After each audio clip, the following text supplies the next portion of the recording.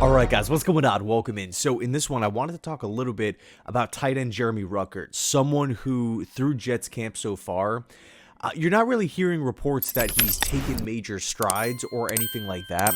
He's made a couple plays, but when you listen to the coaching staff specifically talk about Ruckert, it really seems like they like him. It seems like they have a plan for him. I know Aaron Glenn was talking about Ruckert, like from a physical standpoint, just his overall size, what he can do, like potential at the tight end position. 6'5", 250, pretty impressive back in college, right? Working defenses up the seam. Now he's back with his college quarterback in Justin Fields. It seems like there's a lot of hope for him inside the building. But obviously, you know, just being objective here, we haven't seen much through 3 years. I was pumped up when the Jets drafted him. I know a lot of fans were pumped up when the Jets drafted him because he was this exciting tight end threat. Again, hurting teams like in the red zone, hurting teams through the middle of the fields, yards after catch. Like he seemed kind of tough to bring down in open space. Obviously, the production back at Ohio State is something that kind of gets you excited. But I don't know. It's just been a very strange career so far for Ruckert, right? You know, obviously early on, because I mean he's a former third-round pick here. Like that, if you're being drafted in the third round, expectations come with that selection. And in the first year, you're like, okay, you know, we got Tyler Conklin. He's going to be the starting tight end. But can Ruckert kind of be that go-to backup? Can he come in on maybe specific packages or specific, areas of the situational football, that type of thing? And it never really happened.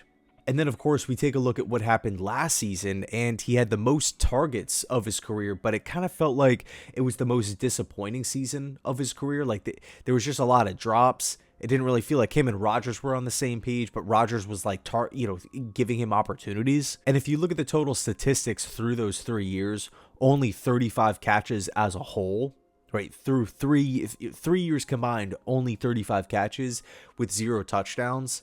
For me, I got to be honest, like I'm hoping for 25 to 35 catches this year for Ruckert. So obviously that would be a career season for him, but it just feels like now's the time. And you know, you're never going to hit on all your mid-round picks. It's easy to say, oh, this third-round pick, this second-round pick, this fourth-round pick, they all should be starters. They all should be contributing. But when you're selecting a tight end like that, who is productive in college, who has really, really impressive size, I believe he's actually the same height and weight as Travis Kelce. Kelce obviously has this crazy bird, not comparing the two like that, but just for what it's worth, he is big enough and strong enough to play the position. He's not getting like ragdolled out there. Ruckert, man, 3 years of experience, new coaching staff, new quarterback. Well, in his case, familiarity at the quarterback position, new scheme. Not going to be the tight end one right now because Mason Taylor's holding that down. Could this be the year that Ruckert potentially steps up and has a career season? Now is the time. Now feels like the time. And again, you're never going to have your coach come out and trash a player, especially in this period of the offseason. Never going to come out and say anything negative. But when we listen to, guys talk about Jeremy Ruckert, it sounds really, really positive. Like they're going out of their way, above and beyond to talk about how Ruckert has looked so far and really the potential with him in this style of offense.